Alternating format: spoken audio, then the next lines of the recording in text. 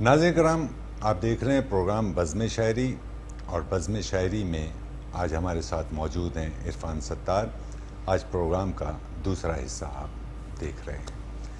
عرفان بھائی، خوبصورت گفتگو آپ فرما رہے تھے، اور چونکہ ہماری درخواست پر آپ نے مزید وقت دینے پر رضامندی ظاہر کی، اور وہ اس کا سبب شاید صرف یہی ہے کہ ایک نسل تک یہ پیغام پہنچے گا، یہ گفتگو پہنچے گی اور اپنے اثرات مرتب کرے گی۔ نہیں، مجھے بھی یہ خوشی ہے کہ صرف شعر سنانے کی بات نہیں ہو رہی، گفتگو کم لوگ کرتے ہیں اور سوالات بھی نہیں ہوتے ایسے، تو مجھے بھی بہت اچھا لگ رہا ہے کہ گفتگو کرنے کا موقع مل رہا ہے آج۔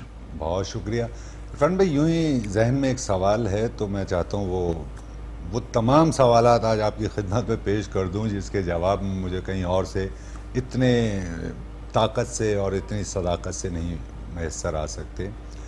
میں اپنے چینل کے تعلق سے آپ کی سماعت تک یہ بات پہنچانا چاہتا ہوں کہ ہمارے یہاں مارکیٹنگ کا ایک شعبہ ہے۔ جیسے کہ میں نے عرض کیا کہ یہ ادبی پروگرام اگر نشر ہو رہا ہے اور گزشتہ 15 برس سے چل رہا ہے، تو صرف ہمارے جو آنر ہیں CEO عامر مسعود شیخی، ان کی کاوشات ہیں، ان کا علمی ادبی گھرانے سے تعلق ہے اور شعری شغف رکھتے ہیں، اور اس سبب سے جتنے بھی مارکیٹنگ کے لوگ ہمارے یہاں آتے ہیں ان کی سب سے پہلے یہ خواہش ہوتی ہے کہ یہ پروگرام تو بیکار پروگرام ہے، اس سے فائدہ کیا، اسے بند کریں۔ تو میں آپ سے یہ جاننا چاہتا ہوں کہ یہ جو ہم پروگرام کر رہے ہیں، یہ جو پروگرام بزم شاعری کے نام سے چل رہے ہیں یا دیگر احباب شاعری کو فروغ دے رہے ہیں، تو اس کے اثرات عام انسان پر کیا مرتب ہو رہے ہیں، معاشرے پر کیا مرتب ہو رہے ہیں، اس کا کوئی فائدہ ہے بھی یا نہیں ہے؟ یہ تو اتنا بڑا سوال آپ نے کر دیا کہ اس پہ تو بہت بہت کچھ کہنے کی ضرورت ہے۔ میں مختصراً عرض کروں گا۔ دیکھیں، شاعری کے میرے نزدیک 2-3 بنیادی کام ہیں جو وہ کرتی ہے۔ پہلا کام تو یہ کرتی ہے کہ وہ زبان کو اپنی صحت کے ساتھ محفوظ رکھتی ہے۔ ٹھیک۔ تو جب آپ سند لیتے ہیں تو آپ نثر سے نہیں لیتے، آپ داغ کا کلام اٹھاتے ہیں اور آپ کہتے ہیں بھی داغ صاحب نے یہ شعر میں لفظ کیسے استعمال کیا، یہ آپ وہ کوئی بہت ہی بنیادی لغت اٹھاتے ہیں، فرہنگ آصفیہ دیکھتے ہیں یا فرہنگ تلفظ دیکھتے ہیں حقی صاحب کی، اور اس میں سے تو شاعری جو ہے وہ اس کو برتنے کا سلیقہ سکھاتی ہے آپ کو اور بتاتی ہے کہ کون سا لفظ کس طرح برتا جاتا ہے۔ دوسرا ایک بہت اہم کام جو شاعری کرتی تھی وہ ذہن کو بالیدگی اور فکر کو وسعت دیتی تھی۔ واہ۔ جب شاعر آپ سے بات کرتا ہے تو شاعر تو جاتا ہے، وہ پتہ نہیں کہاں سے وہ خیال لے کر آ جاتا ہے۔ مثلاً میں ایک مثال دوں آپ کو، انگریزی میں ہم ایک لفظ استعمال کرتے ہیں بلیک ہولز، ٹھیک ہے نا؟ آپ کو سب کو پتہ ہے بڑے ستارے بجھ جاتے ہیں تو وہ بلیک ہول میں تبدیل ہو جاتے ہیں۔ میر صاحب کا شعر سنیے آپ 300 سال پہلے کا، کہتے ہیں کہ نہیں ستارے یہ سوراخ پڑ گئے ہیں تمام، نہیں ستارے یہ سوراخ پڑ گئے ہیں تمام، فلک حریف ہوا تھا ہماری آنکھوں کا۔ اب وہ کیفیت اپنی جگہ، یہ سوراخ کا لفظ کہاں سے آ گیا؟ واہ۔ ٹھیک ہے، تو 300 سال پہلے ایک آدمی ایک حجرے میں بیٹھا ہوا ہے اور وہاں بیٹھ کے وہ ایک شعر کہہ رہا ہے، ٹھیک ہے نا، جو آج ہم دیکھ رہے ہیں کہ ایک مختلف طرح سے انٹرپریٹ ہو رہا ہے۔ تو شاعری تو لامکان کی خبریں لاتی ہے، ٹھیک ہے، اور آپ تک پہنچاتی ہے۔ تو آدمی جب شعر پڑھتا ہے تو اس کا ذہن وسیع ہوتا ہے، وہ مختلف زاویوں سے چیزوں کو دیکھتا ہے، اس کی سوچ کو بالیدگی ملتی ہے۔ یہ دوسرا کام ہے۔ تیسرا سب سے اہم کام ہے کہ شعر پڑھنے سے ایک دلی گداز پیدا ہوتا ہے۔ ٹھیک ہے۔ جب آپ اچھا شعر سنتے ہیں نا تو پہلا تاثر کیا ہوتا ہے؟ واہ! اور جب آپ واہ کہتے ہیں تو آپ کو ایک عجیب سرشاری پورے جسم میں محسوس ہوتی ہے اور آپ کہتے ہیں یار ابھی نہ چھیڑو مجھے، یار میں اس کا لطف لے رہا ہوں، مجھے تنگ نہ کرو۔ اب یہ جو لطف لینے کی کیفیت مستقل جب آپ کے اندر رہتی ہے نا تو آپ کے دل میں نفرت بار نہیں پا سکتی۔ آپ کے ہاں یہ انتشار اور جو ہم اس وقت دیکھتے ہیں سراسندگی کا عالم معاشرے میں، اس کی ایک بڑی وجہ یہ ہے کہ ہم ادب سے کٹ گئے ہیں، ہم کلچر سے کٹ گئے ہیں۔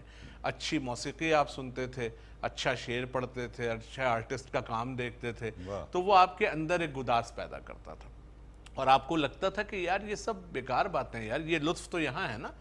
تو میں اب اس کام سے فارغ ہو کے گھر جاؤں گا اور میں نے بیٹھ کے جو وہ روشن آرا بیگم کا گانا سننا ہے، ٹھیک ہے، یا میں نے شیو کمار شرما کا سنتور سننا ہے بیٹھ کے، اس کا بڑا لطف ہے، یا میں میر صاحب کو پڑھوں گا، ٹھیک ہے۔ یہ جو ایک کنیکشن ہوتا تھا معاشرے کا فنون لطیفہ سے، جس میں شاعری ایک بہت اہم صنف تھی، بلکہ بڑے بڑے فلاسفرز تو یہ کہتے ہیں کہ poetry is the finest form of art, ٹھیک ہے۔ تو وہ فائنسٹ فارم آف آرٹ جب آپ کے اندر رہتا ہے تو آپ کے اندر وہ غصہ، نفرت، یہ ساری چیزیں جو ہیں وہ دبتی چلی جاتی ہیں. یہ جو فرسٹریشن معاشرے میں ہے اس کی وجہ یہ ہے کہ ہم لوگوں کو خوش ہونے کا موقع ہی نہیں دے رہے.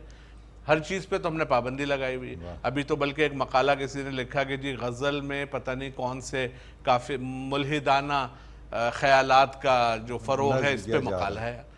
بھائی شعر تو شعر ہوتا ہے بھائی, اس کے اندر کوئی ملحدانہ کوئی مذہبیانہ فکر نہیں ہوتی ہے. وہ تو ایک خیال ہے جو آپ تک پہنچ رہا ہے ایک خوبصورت کرافٹ کے ذریعے.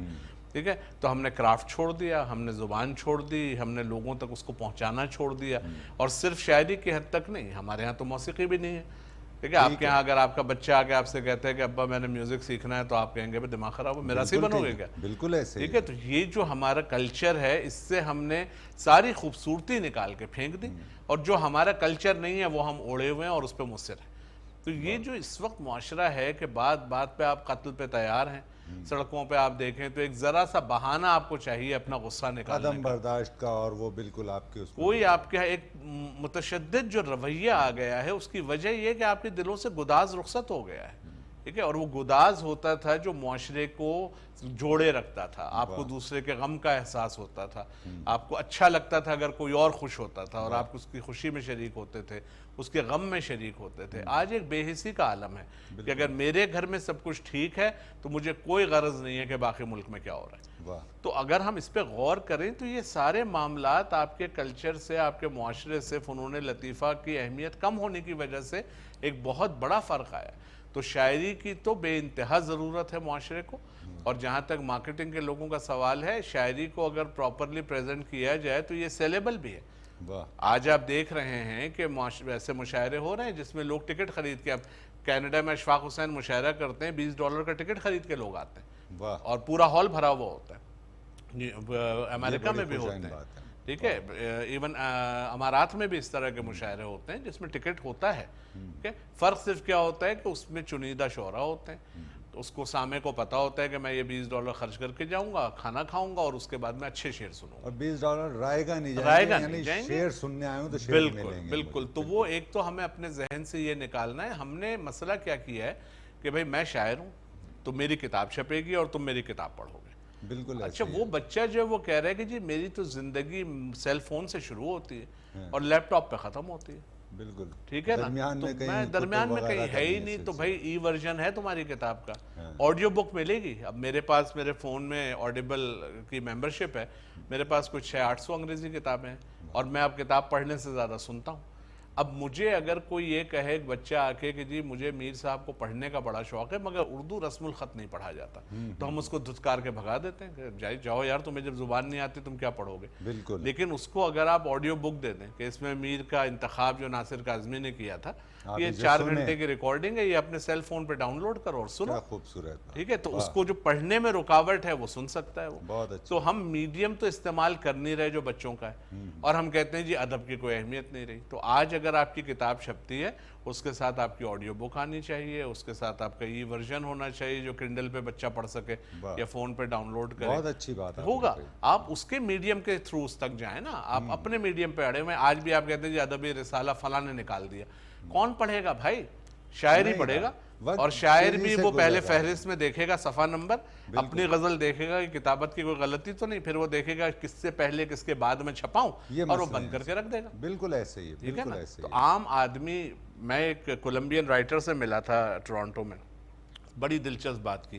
کہنے لگا یار تم مجھے ایک بات بتاؤ, میں جس پاکستانی سے ملتا ہوں ادیب یا شاعر سے, وہ کہتے ہیں جی عالمی ادب میں میرا کیا مقام ہے اور یہ مقام کیسے بن سکتا ہے.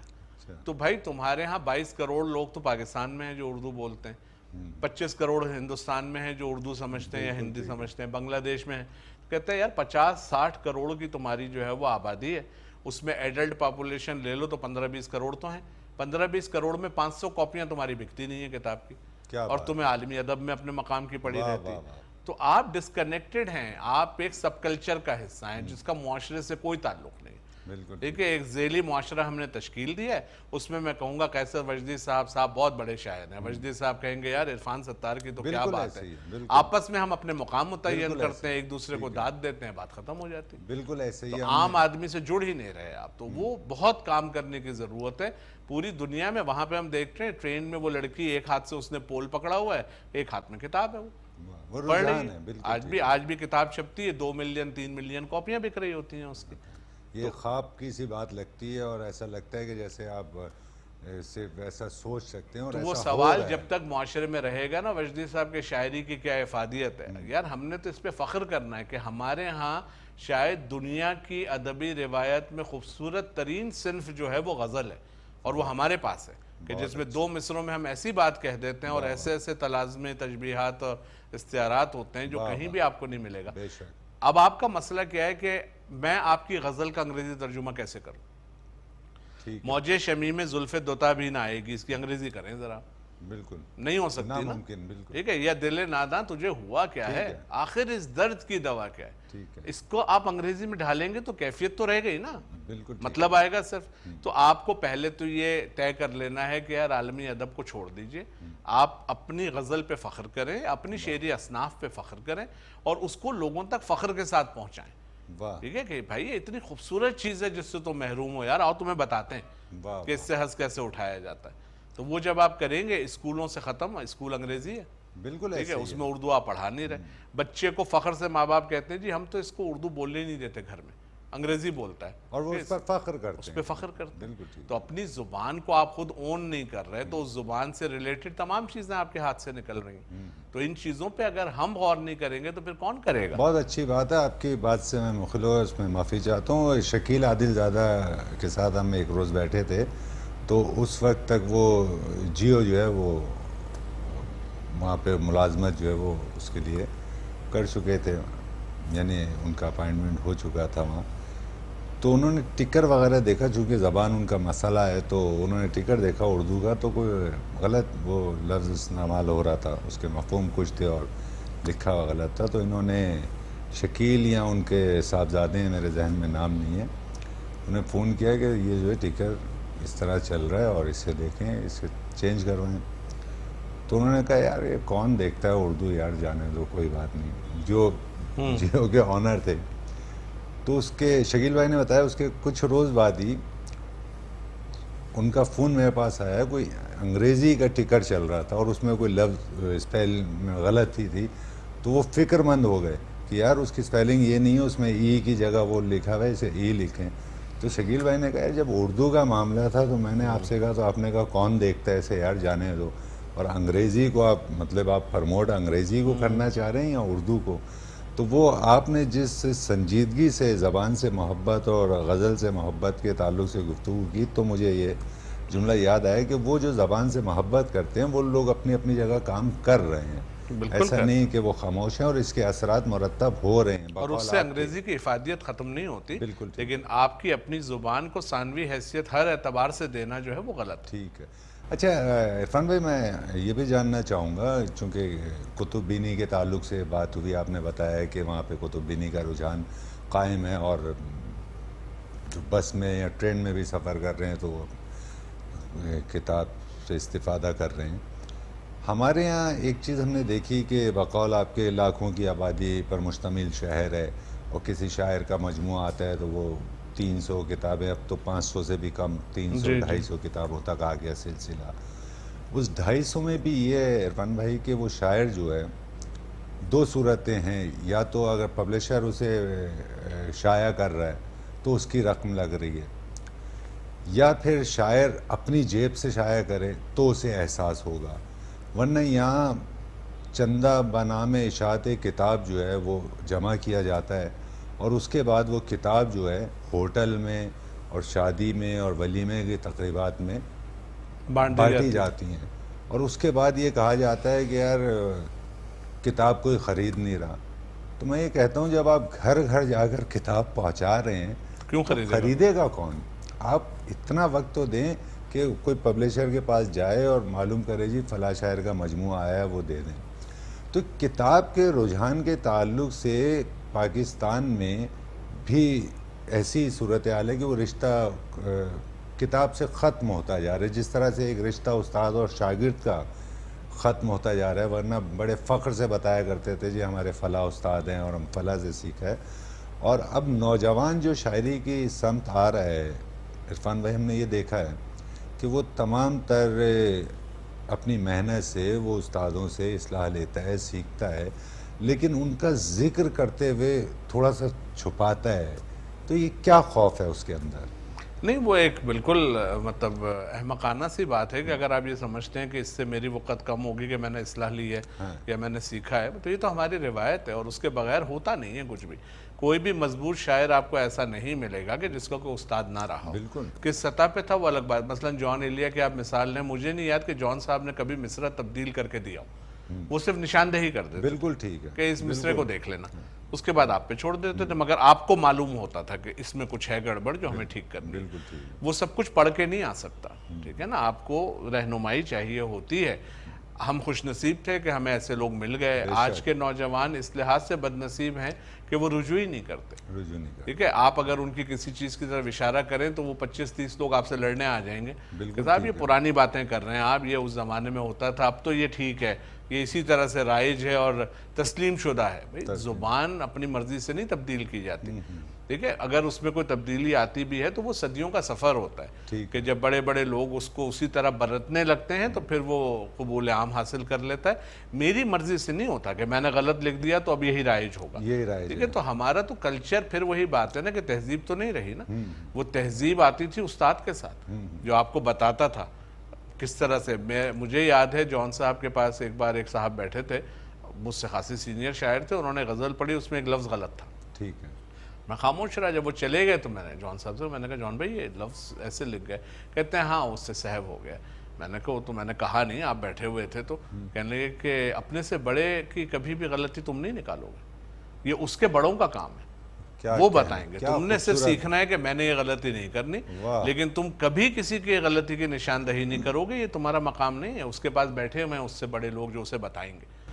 کیا کہیں یہ تربیت ہوتی ہے. بھائی جان بھائی کے تو ایک عجیب ہی ان کا سکھانے کا ایک الگ ہی وہ بالکل تھا. ہم نے اس طرح سے نہیں دیکھا. ہم نے زیادہ تر جو بزرگ شعراء ہیں انہیں یہ دیکھا کہ انہوں نے بڑی آسانی انہوں نے پسند کی اور انہوں نے کہا اتنی محنت کریں گے اس سے بہتر ہے کہ لکھ کر دے دو اور جان چھڑا دو. ٹھیک کر دو. لیکن جان بھائی کا میں اپنے ذات کے تعلق سے آپ کو بتا رہا ہوں اور مجھے کوئی آر محسوس نہیں ہوتی. میں بارہ ہر جگہ یہ بات کہتا ہوں کہ پریکٹیکلی جوتے مار مار کے انہوں نے جو سکھائے، یعنی اس طرح سے ہم نہیں سمجھ پاتے تھے. جب میں ان کی خدمت میں حاضر ہوا تو میں بالکل ہی نہیں جانتا تھا.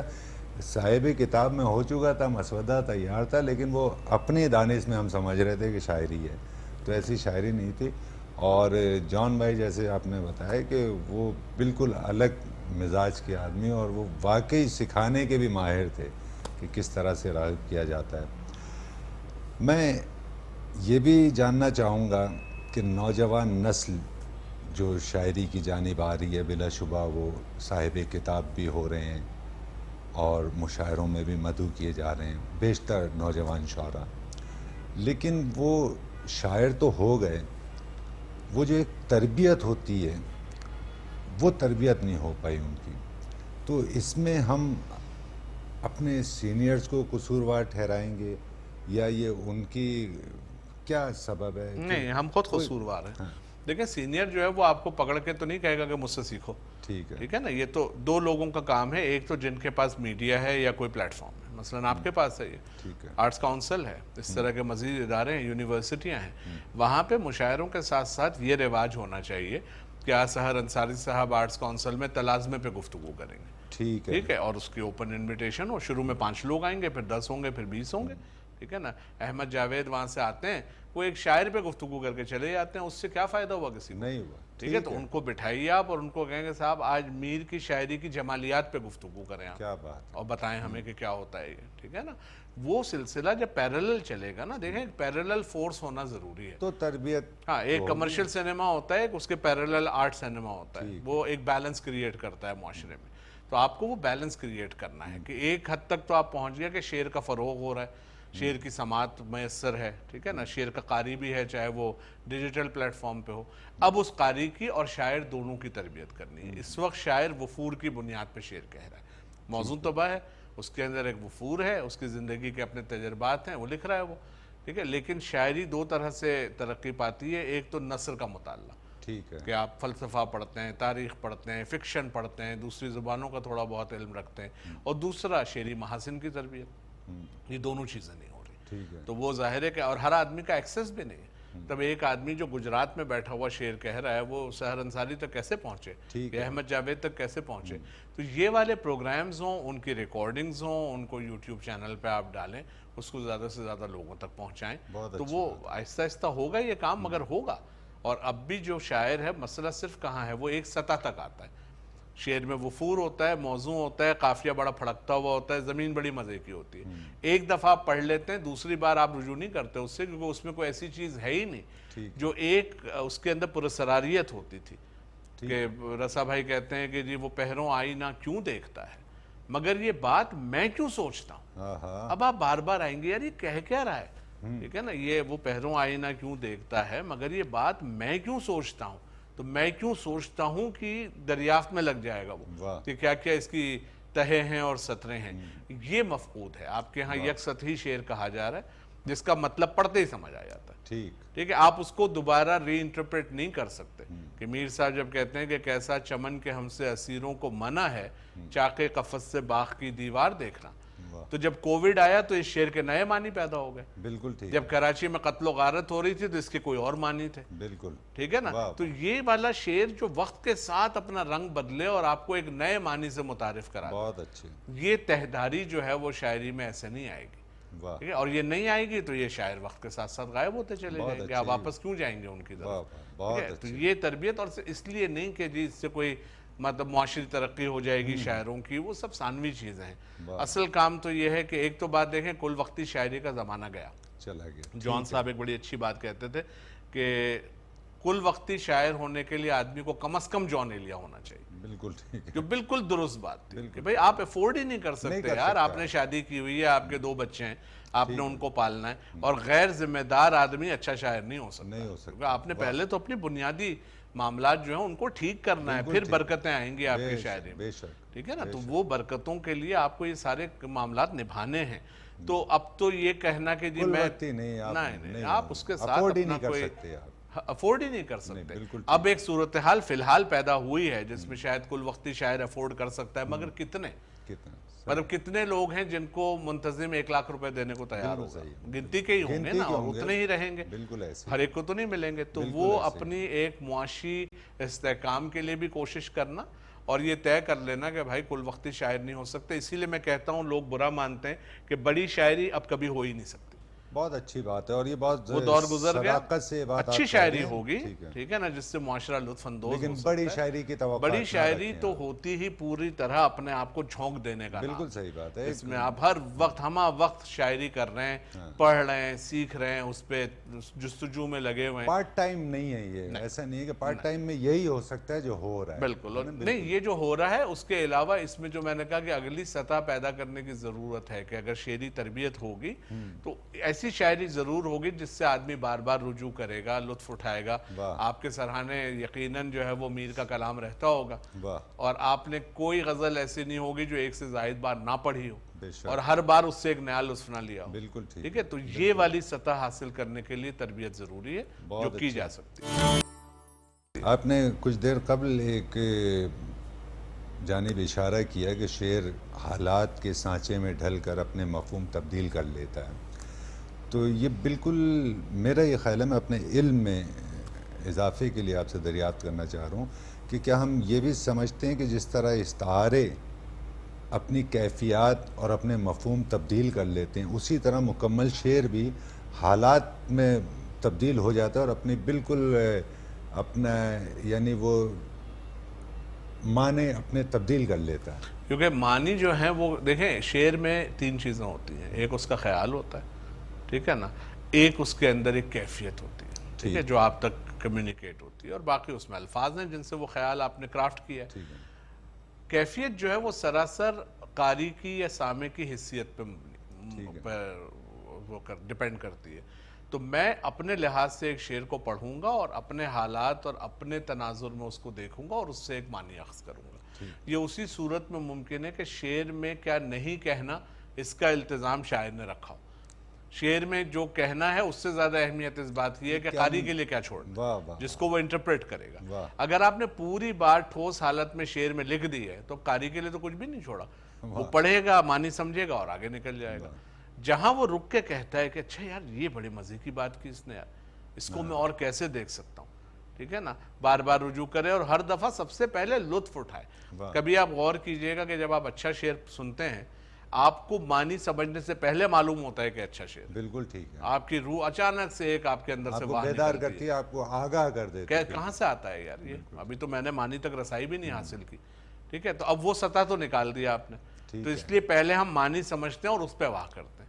ٹھیک ہے، تو وہ تو منظوم خیال ہے، وہ شاعری ہے ہی نہیں. شاعری تو اپنا جواز اس وقت رکھتی ہے جب اس شعر کی آپ نثر کریں تو اس میں سے کچھ رخصت ہو جائے، آپ کہیں یار وہ بات تو آئی نہیں رہی. بہت اچھی. ٹھیک ہے، دل ناداں تجھے ہوا کیا ہے، آخر اس درد کی دوا کیا ہے، اس کی انگریزی تو کریں ذرا، یا اس کا ویسی ترجمہ کرتے ہیں کہ جی شاعر اپنے دل سے سوال کر رہا ہے کہ میرے نادان دل تجھے کیا ہوا ہے اور تجھے جو تکلیف ہے اس کی دوا کیا ہے. تو آپ کہیں یار کیا بیوقوفی کی بات ہے یار، یہ کیا بات ہوئی، ترجمہ تو بالکل ختم ہو گیا نا. لیکن دل ناداں تجھے ہوا کیا ہے، یہ مصرع جب سے آپ نے ہوش سنبھالا ہے آپ سن رہے ہیں، اور ہر دفعہ کب ہوتا ہے کہ آپ کی واہ نہ نکلے. بے شک. ٹھیک ہے، تو یہ کیفیت کہاں سے آئی ہے، واہ. یہ اس کرافٹ میں پوشیدہ ہے نا. اس کرافٹ کو جب تک ہم نہیں سیکھیں گے، اس زبان پہ گرفت نہیں ہوگی، کون سا لفظ کہاں کس ترتیب سے آنا ہے وہ ہمیں نہیں معلوم ہوگا. آج میں شعر پڑھتا ہوں، 90% شعراء کے یہاں تاقید لفظی ہوتی ہے کہ بھئی مصرع کسی طرح وزن میں لانا ہے تو اس لفظ کو اٹھا کے یہاں ڈال دو، بھرتی کا، اور وہ کسی طرح پورا ہو جائے. یہاں کمی ہے تو ہی لگا دیتے ہیں، اس میں وہ نہیں ہے اور بھی لگا دیتے ہیں اس میں. شعر یہ تو نہیں ہوتا تھا، شعر تو وہ ہوتا تھا جس میں ایک لفظ آپ ہلا نہ سکیں، آپ کہیں یار یہ مکمل صورت میں اب موجود ہے. خوبصورت. آج یہ کام کرتے رہتے ہیں، پھر معنی کا ہمیں نہیں پتا. یعنی ایسے ایسے اشعار میں آج کل پڑھ رہا ہوں کہ ہمارے تو اساتذہ زندہ ہوتے جوتے لگاتے ہیں ہمیں کہ کیا رہے ہو بھائی، تمہیں معلوم بھی ہے اس کا مطلب کیا ہے. اور وہ اس کے اوپر 500 لوگ آ کے شور مچا رہے ہیں اور شاعر خوش ہے کہ میں نے اچھا شعر کہا. تو وہ تربیت تو ضروری ہے اور وہ آپس میں بھی ہو سکتی ہے. یعنی یہی جو گروہ ہے اچھے شعراء کا جو اس وقت منظر پہ ہے، ان میں سے کچھ بہت اچھی تربیت رکھتے ہیں بالکل ٹھیک. جو، لیکن ہم ایک دوسرے سے کمیونیکیٹ تو کریں. ہم تو رائیولری میں ہے نا کہ بھئی یہ مشاعرہ مجھے ملا ہے، یہ اس کو نہ مل جائے، اس چکر میں لگے ہوئے ہوں گے تو کام تو نہیں ہو سکتا. تمام جو ہے جتنی انرجی ہے وہ اس پر صرف ہو رہی ہے کہ مشاعرے یہ فہرست میں کیسے شامل. دیکھیں ہمارا ایک بہت بڑا المیہ یہ ہے کہ ہمارے انسٹیٹیوشن سے شاعری نکل گئی ہے. اسکول میں اب وہاں اگر میں کینیڈا کی بات کر رہا ہوں کہ وہاں لوگ پڑھتے ہیں تو اس کی وجہ یہ ہے کہ وہاں جب گرمیوں کی چھٹیاں ہوتی ہیں تو بچوں کو کتابیں اسائن ہوتی ہیں کہ تم نے یہ ناول پڑھنا ہے، اس شاعر کو پڑھنا ہے، یہ تاریخ کی کتاب پڑھنی ہے. پھر جب وہ 2 مہینے بعد واپس آتے ہیں تو ان سے پریزنٹیشن کروائی جاتی ہے، پوچھا معلوم کیا کیریکٹر انالیسس کہ اچھا اس ناول میں یہ جو کردار تھا اس کا انالیسس کرو کہ اس کی سائیکالوجی کیا ہے، یہ کیا ہے، بیہیو کیسے کرتا ہے. وہاں سے آپ نے بچے کے ہاتھ میں کتاب ڈال دی ہے 5ویں 6ٹھی سے، اب وہ اس کا تعلق استوار ہوتا جاتا ہے، پھر وہ چھوڑ نہیں سکتا ایک دفعہ جب اس کو لت لگ گئی. ہمارے ہاں تو ایسا کوئی معاملہ ہے ہی نہیں نا. اسی طرح یہ جو آپ کہتے ہیں 300 کتابیں 500 کتابیں، بھی اردو ادب کا ڈپارٹمنٹ تو ہر جگہ ہے. بالکل. کیوں استاد بچوں سے ہی نہیں کہہ سکتا کہ بھئی تم میں سے جو بھی افورڈ کر سکتا ہے یہ قیصر وجدی کا مجموعہ ہے، یہ خریدو جا کے، ٹھیک ہے، اور اس کے اوپر گفتگو کریں گے. اور ہم چونکہ اردو ادب کے طالب علم ہیں تو ہمارے یہ فرض بنتا ہے کہ یہ 150 کی کلاس ہے، ان میں سے 25 تو ایسے ہوں گے نا جو کتاب افورڈ کر سکتے ہیں. بالکل ٹھیک. تو وہ خریدیں تاکہ اردو ادب آگے بڑھے، ورنہ تمہارا کیا ہوگا، تم تو یہ پڑھنے آئے ہو. واہ. ٹھیک ہے، تو اگر آپ تمام یونیورسٹیاں اور کالج دیکھ لیں کہ اس میں سے اگر اساتذہ یہ کام شروع کر دیں تو یار 1000 کاپیاں بکنا تو کوئی مسئلہ نہیں. غزال و غزل سراج الدین ظفر کا میرے پاس ایک بہت پرانی کاپی ہے، 1966 یا 67 کا ایڈیشن ہے، تعداد 1000.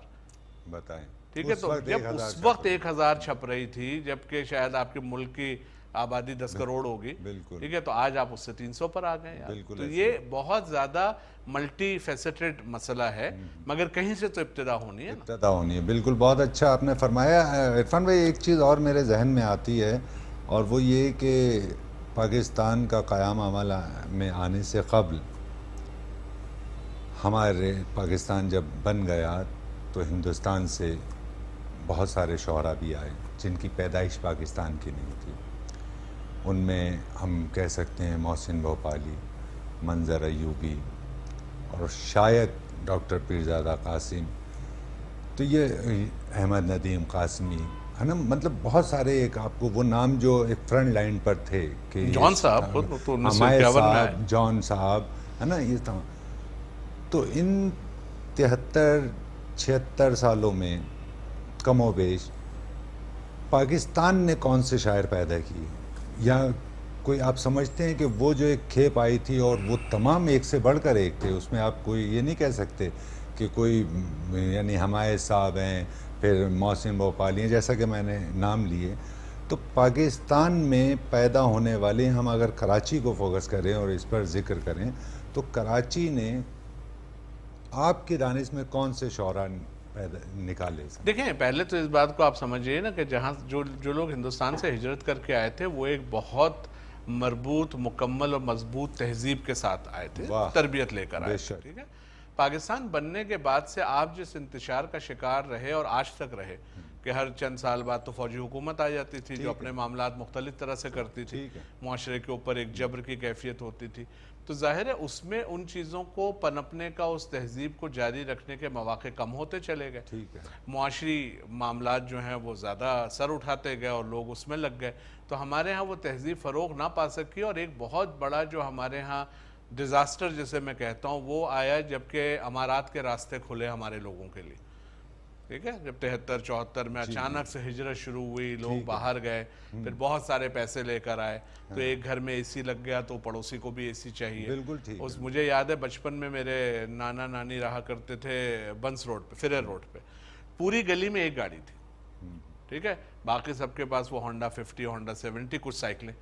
پوری گلی خالی ہوتی تھی، ایک گاڑی پارک ہوتی تھی وہاں پہ. آج اس گلی میں آپ داخل نہیں ہو سکتے کیونکہ دونوں طرف گاڑیوں کی قطار ہے. تو جب یہ مادی ترقی اور ایک پیسے کی ریل پیل ہوئی تو آپ کا تو فوکس ہٹ گیا نا، آپ دوسری طرف نکل گئے کہ ہم نے تو بھائی یہ کرنا ہے. جب آپ نے یہ کیا تو آپ نے بچوں کی تربیت چھوڑ دی، آپ نے بچوں کو اب انگریزی اسکول میں ڈالنا اور اس کو انگریزی سکھانی. تو شاعر بہت اچھے، مطلب اب یہی کہ ہم جلدی جلدی میں بھی نام لیں گے تو چاہے وہ سلیم کوثر ہو یا جمال احسانی ہو یا علیم صاحب ہو، یہ سارے بہت اچھے شاعر ہیں نا، اور اس کے بعد ایک نسل ہے. لیکن آپ کے معاشرے میں چونکہ شاعری کی وقت کم ہوتی چلی گئی تو ان کو نہ وہ مقام ملا، نہ اس طرح سے ان کو مواقع ملے کہ وہ اور مزید توجہ اس کے اوپر رکھیں. ٹھیک ہے، اور شاعری آپ کے معاشرے سے کٹتی چلی گئی. تو یہ تو ہونا ہی تھا کہ آپ کے ساتھ اگر یہ آپ سوال کریں تو ہندوستان میں کون سا شاعر پیدا ہوا؟ بالکل ٹھیک ہے، وہاں تو یہ مسائل نہیں تھے نا. نہیں تھے. تو یہ سارے لوگ جب آ گئے تو اس وقت کا اگر آپ منظرنامہ دیکھیں تو ہندوستان میں آپ کو اتنے ہی لوگ وہاں بھی شاعری کرتے ہوئے ملیں گے. بالکل زیادہ، بالکل ٹھیک ہے، جو اسی پائے کے تھے، جو یہاں نہیں آئے تھے. تو آج کا آپ اٹھا لیجئے ہندوستان اور مجھے شاعر گنوا دیجئے. بالکل، بہت اچھی بات ہے. عرفان بھائی، دوسرا حصہ بھی پروگرام کا اپنے اختتام کی جانب آ گیا. ایک چیز میرے ذہن میں ہے، میں چاہوں گا مختصر سے اس پہ روشنی ڈالیے گا، چونکہ گفتگو جس پیرائے میں ہوئی تھی تو اس سے لنک کرتا ہوا یہ وہ سوال ہے جو میرے ذہن میں ہے. علامہ اقبال، وہ آپ نے فوج اور اس تعلق سے اشارتاً کوئی بات ہوئی تھی. علامہ اقبال، اور ہم اگر ان کا موازنہ کریں، یہ لفظ میں بہتر لفظ استعمال نہیں کر رہا، جوش صاحب کا، تو جوش صاحب ہمیں ایسے دکھائی دیتے ہیں کہ کھلے ہاتھ پاؤں سے شاعری کرنا، اور یعنی اپنے گرد کوئی دائرہ، کوئی سرکل میں رہتے ہوئے شعر نہیں کہہ رہے. جو مقام اقبال صاحب کو عطا کیا گیا اس میں بہت سارے فیکٹ ہو سکتے ہیں. جوش صاحب کے ساتھ ایسا نہیں لگتا کہ کہیں کہیں ناانصافی ہوئی ہے؟ دیکھیں، ایک تو دونوں بالکل مختلف لوگ ہیں. جوش صاحب کے ہاں بالکل زبان کمال ہے، ان کے ہاں شعری گرفت، محاذ، مطلب سب کچھ موجود ہے. لیکن جوش صاحب کا مسئلہ یہ ہے کہ وہ آپ کے معاشرے کی ضرورتوں کو راس نہیں آتے تھے نا. آپ کے ہاں شاعری جو ہے وہ یوٹیلیٹیرین ہے. اقبال کے بہت بڑے شاعر ہونے میں تو کوئی کلام نہیں. معاف کیجیے، آپ کے معاشرے کو یا معاشرے پر جو لوگ مسلط تھے؟ معاشرہ وہی، دیکھیں آپ کے معاشرہ جو لوگ چلا رہے ہیں، ٹھیک ہے نا، وہی بات ہے نا. عام آدمی جو بیٹھا ہے اس کو تو جو آپ فیڈ کر دیں گے وہ تو بیچارہ وہ کرے گا. اقبال کے بڑے شاعر ہونے میں کوئی کلام نہیں، مگر آپ کو اقبال راس آتے تھے نا. اور اس میں سے بھی آپ دیکھیں اقبال کو بحیثیت شاعر کتنے لوگ جانتے ہیں. اقبال کی فکر اور 12 اشعار، اس کے اوپر آپ نے شاعر کھڑا کیا ہوا ہے کہ جی شاعر مشرق. یہ بھئی اقبال کا جو کلام ہے وہ کتنے لوگ ہیں جنہوں نے بالاستیاب پڑھا ہے اور اس پہ شعری محاسن کے اعتبار سے گفتگو کی ہے کہ وہ کتنا بڑا شاعر تھا. میں اکثر کہتا ہوں اقبال کا آپ پڑھتے ہیں کہ کبھی اے حقیقت منتظر نظر آ لباس مجاز میں کہ ہزار سجدے تڑپ رہے ہیں تیری جبین نیاز میں. یہ زی کیا ہے یار؟ پورے شعر میں یہ زی کا ایک ساؤنڈ جو ہے وہ گردش کر رہا ہے. بالکل پورا دائرہ بناتا ہے. یہ کیا اتفاقی ہے؟ اقبال کا آہنگ ہے یہ کہ وہ ایسا آپ کو میسمرائز کرتے تھے اپنے شعر سے. اس پہ کون بات کر رہا ہے؟ بہت آپ تو یہ کہتے ہیں حاجی وہ اسلام کی فکر سے متصادم نہیں تھے, تو یہ ہمیں راس آتا ہے. اس کو اصل میں یہی ہے. یہ ہے تو جوش صاحب پہ کام سنجیدگی سے ہوا ہی نہیں کبھی, اور جوش کو اس طرح پروموٹ نہیں کیا گیا, ٹھیک ہے, کہ جس میں ان کا کوئی مقام ہوتا ہے, بلکہ ان کو بالکل ہی ہم نے پسے پش ڈال دیا. بالکل ایسی مطلب جس طرح سے آپ اپنے عہد میں کسی تو اس کو میں اقبال کی کہیں کمی نہیں ہوتی بڑائی میں, مگر جی جوش صاحب کو وہ مقام نہیں ملا, اور اس کی وجہ یہ کہ جوش صاحب کو مقام صرف اس وقت ملے گا جب شاعری کو شاعری کے محاسن کی بنیاد پہ پرکھا جائے گا اور اس پہ بات ہوگی. بہت اچھی وہ ہمارے ہاں ہے ہی نہیں. بہت اچھی بات. اور بہت سارے سوالات ذہن میں تھے اور ہیں, لیکن چونکہ آپ اگلے سفر میں انشاءاللہ اس پر گفتگو رہے گی. اور میں ایک بار پھر آپ کا بہت شکریہ ادا کرتا ہوں. بہت شکریہ آپ کا کہ اتنی اچھی طویل نشست ہوئی, بہت سی باتیں کہنے کا موقع ملا. میں یہ چاہتا ہوں بڑی معذرت کے ساتھ کہ تبرکاً کوئی آپ کے حافظے میں چند اشعار ہوں تو وہ آپ پیش کر دیجئے, اور پھر ہم پروگرام کو وائنڈ اپ کریں. ٹھیک ہے, میں عرض کرتا ہوں کہ نہیں ہے جو وہی موجود و بے کراں ہے یہاں.